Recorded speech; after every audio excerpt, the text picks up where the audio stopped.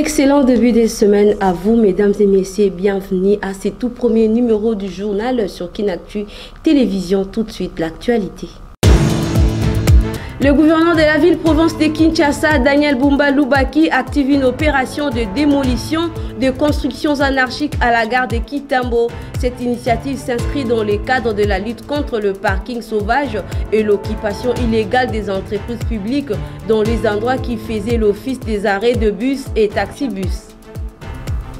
Le tandem Senko et ECC séjourne actuellement à Doha à l'invitation du gouvernement qatarien. Ce déplacement intervient quelques jours après la signature du communiqué conjoint entre le délégué du gouvernement congolais et les délégués du groupe rebelle du M23 et de l'AFC. Ce lundi 28 avril 2025, l'humanité tout entière célèbre la journée mondiale de la sécurité et de la santé au travail. Pour marquer l'importance de cette date historique, les thèmes retenus pour cette année est révolutionner la santé et la sécurité.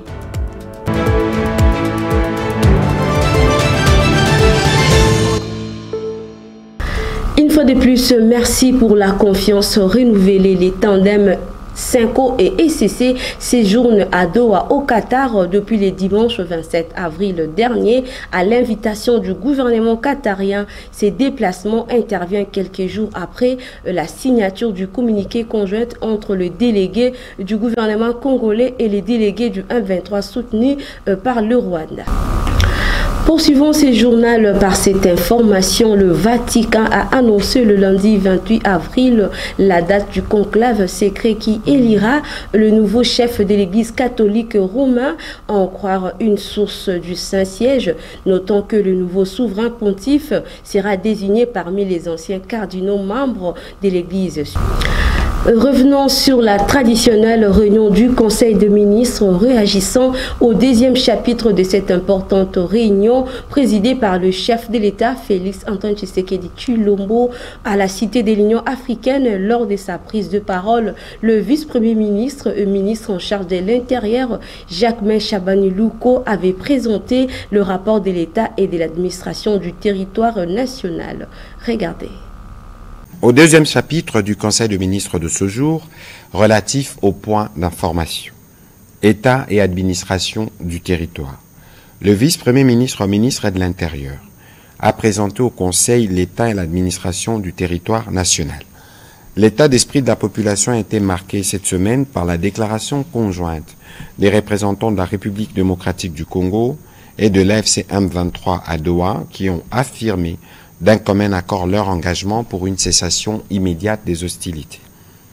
Dans le chapitre politique, il y a lieu de noter la suspension des activités du parti politique PPRD sur toute l'étendue du territoire national. Cette suspension constitue un acte pédagogique en direction de tous les partis politiques qui doivent toujours se rappeler leur devoir de contribuer par leurs actes, actions et attitudes à la consolidation de l'unité et de l'intégrité territoriale. Brossant les faits liés au banditisme et à la criminalité. Il a évoqué les succès enregistrés de l'opération Ndobo, bien que d'autres modes opératoires se développent, notamment les braquages au cours desquels il est fait usage des armes à feu dans certains coins des quelques communes de Kinshasa.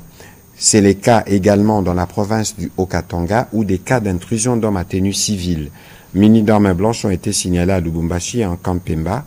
Des dispositions ont été prises pour y faire face. Abordons à présent la question de la sécurité des frontières. L'autorité de la tutelle Jacquemain Chabani-Louko a ouvert le dimanche 27 avril 2025 la deuxième session de la commission permanente mixte défense et sécurité RDC Burundi à Kinshasa aux côtés de son homologue Martini Seretse. Dans son allocution, le patron de la territoriale congolaise a précisé qu'il sera question notamment d'évaluer la première session de cette dite commission. Suivez. Très chers frères, comme vous le savez, nous nous réunissons ce jour en vue de l'évaluation des recommandations de la première session de la commission permanente mixte défense et sécurité tenue à Bujumbura en mars 2023 et ainsi d'échanger sur la situation préoccupante qui prévaut le long de notre frontière commune. Pour ce faire, j'exhorte les experts de se mettre sans relâche au travail en vue d'évaluer sans complaisance la feuille de route arrêtée à Bujumbura. C'est cela la volonté de nos deux chefs d'État. Il est donc plus qu'urgent que lors de cette session, l'équipe des experts produise une feuille de route plus réaliste en vue de son exécution sans faille. Excellence, Monsieur le Ministre, en définitif, je clôt mon mot en souhaitant plein succès à ces assises et déclare ouvertes officiellement les travaux de cette session. Que vive la République du Burundi, que vive la République démocratique du Congo. Je vous remercie. Parlons de la gestion de la mégapole quinoise dans les cadres de l'opération d'assainissement et de réaménagement urbain. L'hôtel de ville de Kinshasa a procédé le dimanche 27 avril dernier à la démolition de constructions anarchiques dans la concession de l'ONATRA située à quelques mètres de Kitambo Magasin. Ce projet concerne aussi des parkings pour les taxis et taxibus ainsi que des espaces de stationnement pour le motocycliste. Suivez dans cet extrait choisi par votre rédaction. Na gare ya Kitambo. Na Kitambo Magasin. Toye kobuka ba concession on a considéré dans la concession anarchique. On va ériger qui il y a quelques années na kati ya le pango na ye. À titre de rappel, bateau ne se babuka bango. Mais toye bité par quel miracle nana pesa bango sous mikanda pour bazonga. Si babuka bango. Toye jusqu'au arrêter des choses à l'époque babuka bango. Moi tout ça arrêté monsieur Sikapé Zati. Pour qui monga na sur base arrêté à Kala. Mais tu peux nous ça pas arrêté. Et t'as parlé qu'on aménager à Tocha Gare Sika awa. Tout côté ça fait une partie à il y a taxi va na place Kitambo, bato on peut côté na quartier to ko aménager. Tout côté ça fait moto pour tout ko désengager Kitambo Magasin. Oya kozonga okuta na na force ya loi, okuta na justice to ko buka yesu. Même ta kozonga pe société. Na neto même na makambo na ndimite mu ndakozo courage ozonga to bandi awate to bandi ja to ne bedenga to bandi na bedenga le malobi ko buka na nte ko délimiter on appelle mercredi ou jeudi to banobuka kuna écoutez ma ça projet moko spécifique pour na onatra to ça gare routière moko bitu ko kota na kati ba monter kota na kati quelques marchands pe ba kota na kati donc ça projet moko nene pour na ville ya Kinshasa. D'une province à une autre, le gouverneur de la province du Congo central, Grace Kwanga Bilolo, a procédé le dimanche 27 avril dernier à la pose de la première pierre des travaux de la construction d'un marché moderne dans les territoires de Luozi afin de faciliter les échanges commerciaux dans cette partie du pays. À cet effet, les agriculteurs ont reçu des engins agricoles. Suivez dans ces reportages. Poursuivant son itinérance dans le territoire de Luozi, le gouverneur Grace Kwanga Maswangi Bilolo a posé dimanche 27 avril une série d'actions reprises dans le programme du gouvernement provincial tel qu'adopté à l'Assemblée provinciale. Tout d'abord, le numéro 1 du Congo central a procédé à la pose de la première pierre pour la construction d'un marché moderne à Luozi afin de faciliter les échanges commerciaux dans cette cité proche de la ville brazzavilloise. Ensuite, Grace Kwanga Maswangi Bilolo s'est rendu dans les secteurs Mongoluala à plus ou moins 55 km de la cité de Luozi. Il était accompagné du président de l'Assemblée provinciale, de députés nationaux et provinciaux, où il a également procédé à la dotation des engins agricoles dans ces secteurs, principalement peuplés par des agriculteurs où il était prévu il y a peu l'implantation d'un parc agricole.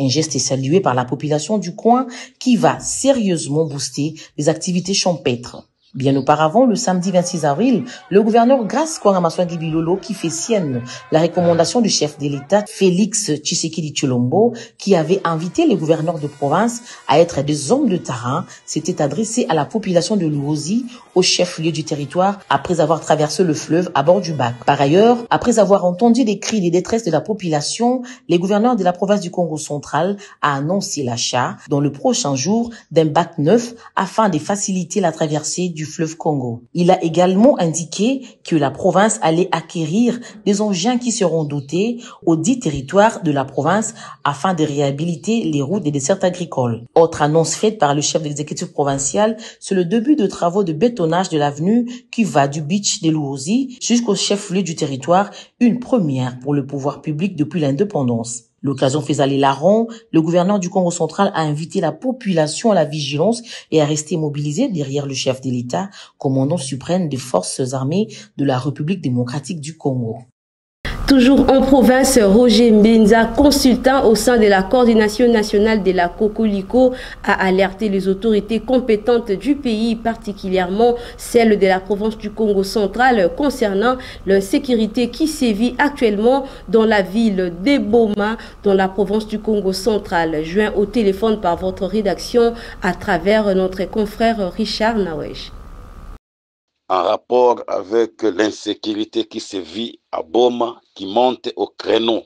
Comme nous vous avions dit la fois passée, disait le général Mayele Derez Mémoire, lorsque les services n'arrivent pas à terminer l'insécurité, c'est-à-dire ceux-là qui sèment l'insécurité se trouvent au service. Raison pour laquelle nous continuons à pointer du doigt à la police. Et lorsque nous pointons du doigt à la police, c'est juste en connaissance de cause. Comme vous le saviez, la Cocolico accompagne les institutions.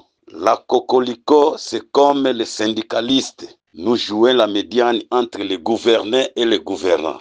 La Cocolico joue un grand rôle au sein du gouvernement national tant provincial. Aujourd'hui, nous allons nous atteler juste sur l'insécurité, comme nous venons de dire. Nous pointons du doigt à la police. La police, je pense que vous reconnaissez encore la fois passée, dans des jours passés, ce qui s'était passé avec un jeune homme qui était décédé, dont je me tais de citer le nom en public. Mais vous le saviez.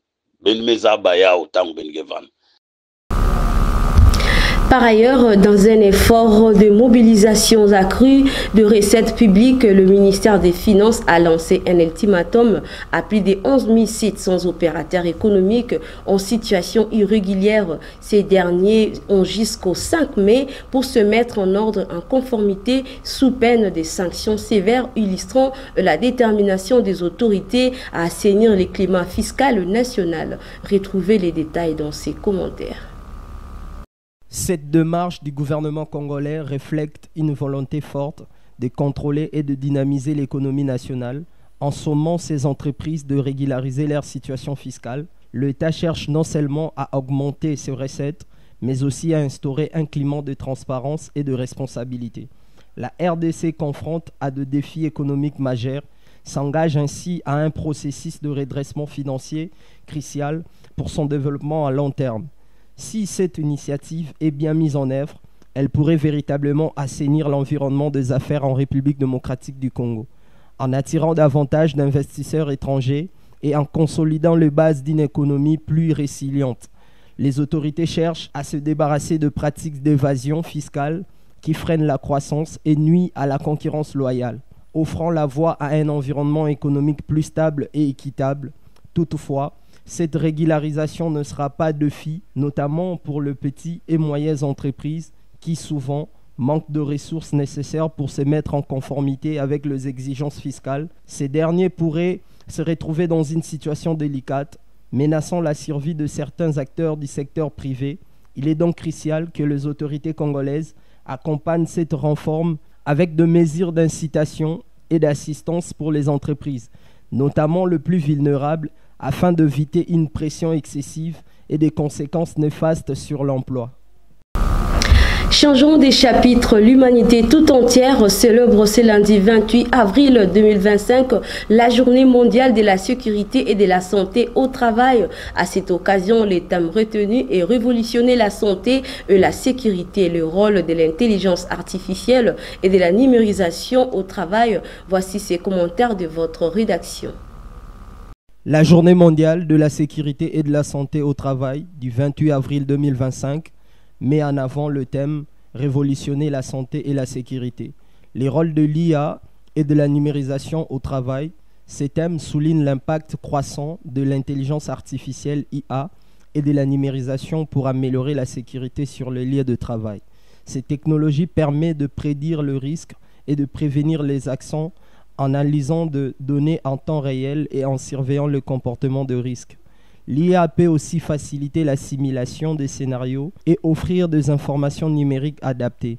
Les outils numériques permettent également de rendre la sécurité plus accessible et d'assurer une mise à jour constante de pratiques en fonction de nouvelles situations.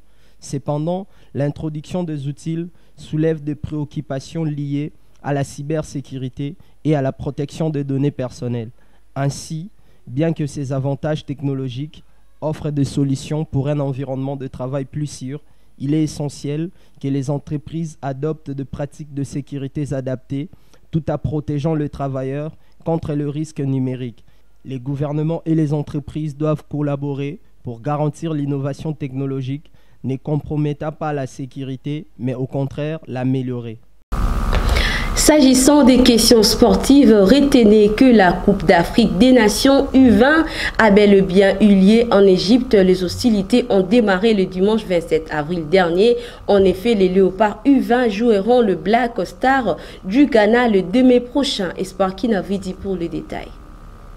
C'est la rencontre Égypte et la République sud-africaine qui s'est ouverte la Coupe d'Afrique des Nations catégorie des moins de 20 ans au pays des Pharaons le dimanche 27 avril dernier. Cette rencontre s'est soldée en faveur de la nation organisatrice de cette compétition.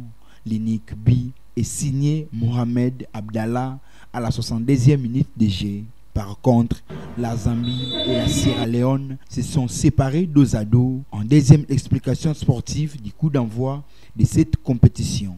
Et la sélection nationale junior de la République démocratique du Congo, en stage depuis le 17 avril dernier, vont entrer en lice le jeudi 2 mai prochain face au Black Star du Ghana en Égypte. Notons par ailleurs que certains cadres de la sélection nationale congolaise de cette catégorie sont absents pour la non-conformité des dates avec celle de la Fédération internationale de football association. Rappelons que la CAN U20 Égypte 2025 se jouera du 27 avril au 18 mai de cette année en cours. Évolution du championnat national du Luko-Cash Ligue 1 en deuxième journée du play-off. Parlons-en dans ces journaux. Le dimanche 27 avril dernier, le tout-puissant Mazembe a reçu à battre le DSMP au stade de Martyrs de la Pentecôte de Kinshasa par une note étriquée d'1-0. Et par ailleurs, en terre louchoise, au Maniema, Union a eu raison sur les Salésiens du Don Bosco par un score final d'1-0. Kinavidi nous fait le point. Au coup de sifflet final, c'est le tout-puissant Mazembe Anglebert qui remporte les classicos congolais qui l'opposaient au Daring Club Motema Pembe au stade de Martyrs de la Pentecôte à Kinshasa. Un match comptant pour la deuxième journée de la phase du play-off de la 30e édition du championnat national du Luko-Cash Ligue 1. Après une première période soldée sur un nul vierge, c'est au retour du tapis vert, soit à la 49e minute, que Magloire Ntambwe va inscrire l'unique but du match et permet au Corbeau de Lubumbashi d'enchaîner 2 victoires successives dans cette phase du play-off. Et dans l'autre affiche du jour, dans la ville de Kolwezi, la S Simba et l'Académie Club Rangers se sont séparés en bons amis, nus vainqueurs, nus vaincus, au cours de cette explication sportive de la deuxième journée. Par ailleurs, les Salésiens du Don Bosco se sont inclinés à domicile face à Maniema Union. La même journée dominicale, 1-0 et le score qui a sanctionné cette rencontre. En effet, les classements provisoires affichent les Saint-Eloi Lupopo à la tête avec 6 points, suivi du Football Club Les Aigles du Congo, Maniema Union et le tout-puissant Mazembe qui boucle le top 4 avec 6 points à chacun. En santé, que savez-vous du bienfait de Mangousta? Complétez votre connaissance à travers ces détails de votre rédaction. Le mangoustan, appelé le roi de fruits, est un fruit provenant d'Indonésie cultivable dans le sud-est de l'Asie et une partie de l'Afrique. Il est un fruit le plus apprécié grâce à ses bienfaits et à son goût unique. Il a un grand pouvoir antioxydant, ce qui protège contre les attaques par les radicaux libres, le vieillissement et le cancer. Une qualité à noter est que 84 types d'exanctomes ont été retrouvés dans sa composition, qui sont de molécules biologiques actives qui combattent les virus, le champignon, les bactéries et les parasites. Il contient une grande quantité de potassium, valeur fondamentale pour le fonctionnement correct musculaire et les systèmes nerveux. Il est considéré antibactérien, antiviral et simulé. Il augmente la défense et contient la vitamine B12, ce qui améliore le système nerveux et le métabolisme du foie. Le mangoustan a des propriétés anti-inflammatoires, anti-allergiques et anti-tumeurs. Ces fruits est recommandé pour les personnes souffrantes d'hypertension, de plus qu'il contribue à élever les niveaux d'énergie dans l'organisme. La pulpe et l'écorce de ce fruit sont riches en acide hydrocitrique qui inhibe la création de graisse, prévient l'excès de cholestérol sanguin, provoque une sensation de satiété et peut être utilisé comme traitement à l'obésité. Il réduit le stress, régule le sommeil, élimine les toxines et les gras dans le corps. Le mangoustan, grâce à sa consistance et à son goût sucré, il est parfait pour les enfants, les jeunes, les adultes, les sportives, les femmes enceintes ou les personnes âgées. Avant de baisser complètement le rideau de ces journaux, la rédaction d'Ekinactu vous propose la belle sélection des journaux parus ce lundi 28 avril dans la capitale congolaise. Suivez ces commentaires de notre confrère Jean-Paul Kabea. Bon début de la semaine à toutes et à tous, mesdames et messieurs, bienvenue à cette rubrique de la lecture des journaux. Démarrons l'actualité avec les tri hebdomadaires Africa News qui titre à sa une Alingeti vacciné contre les attaques des prédateurs. D'après les confrères, observateurs objectifs et opinion publique pro-lutte contre la corruption s'inquiètent d'une professionnalisation de la fabrique des fausses informations contre l'inspecteur général chef de service de l'IGF, Gilles Alingeti. Il se prépare à leur arrivée massive à mesure que l'installation effective de la justice financière approchera. L'effort de l'expérience vécu chaque fois que l'agence anticorruption publie un rapport dénonçant une pratique mafieuse. Selon les sources du même journal, Kinshasa contre Kigali. Trump s'implique pour la première fois. Le POTUS s'implique. Donald Trump a revendiqué samedi 26 avril un rôle personnel dans les efforts de paix en Afrique, saluant les avancées diplomatiques entre la RDC et le Rwanda.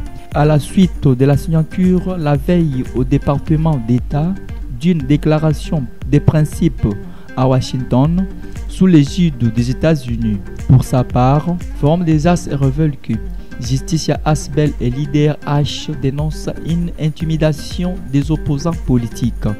De son côté, le journal souligne que paix dans l'Est, Denis Mukwege contre les multiplications des initiatives dispersées. Dans son contenu, le prix Nobel de la paix Denis Mukwege a exprimé ce samedi 26 avril 2025 ses doutes quant à l'instauration d'une paix durable dans l'Est de la RDC et la région des Grands Lacs, en raison de la multiplication des initiatives dispersées. Toujours dans le même ordre d'idées, le journal évoque de mesures graves tombent sur l'Assemblée provinciale du Sud Ubangi. Par son télégramme du 25 avril 2025 adressé aux membres de l'Assemblée provinciale du Sud Ubangi, le vice-premier ministre de l'Intérieur, Sécurité, Décentralisation et Affaires coutumières, Jacquemaine Chabani Loukou, invite les concernés à suspendre les plénières jusqu'à nouvel ordre. Il s'agit d'une mesure qui doit être exécutée sans faille. C'est sur cette note que nous mettons un terme à cette revue de presse. Prenons rendez-vous pour un nouveau numéro. Au revoir.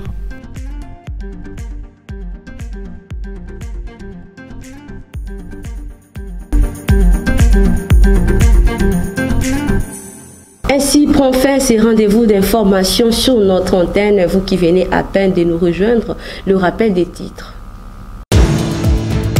Le gouverneur de la ville-province de Kinshasa, Daniel Bumba Lubaki, active une opération de démolition de constructions anarchiques à la gare de Kitambo. Cette initiative s'inscrit dans le cadre de la lutte contre le parking sauvage et l'occupation illégale des entreprises publiques dans les endroits qui faisaient l'office des arrêts de bus et taxibus. Le tandem Senko et ECC séjourne actuellement à Doha à l'invitation du gouvernement qatarien. Ce déplacement intervient quelques jours après la signature du communiqué conjoint entre le délégué du gouvernement congolais et les délégués du groupe rebelle du M23 et de l'AFC. Ce lundi 28 avril 2025, l'humanité tout entière célèbre la Journée mondiale de la sécurité et de la santé au travail.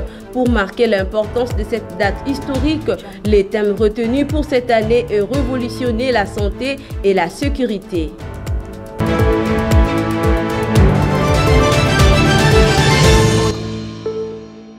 Quant à moi, je vous retrouve très prochainement avec la même joie. Bonne suite des programmes sur Kinactu Télévision. Au revoir.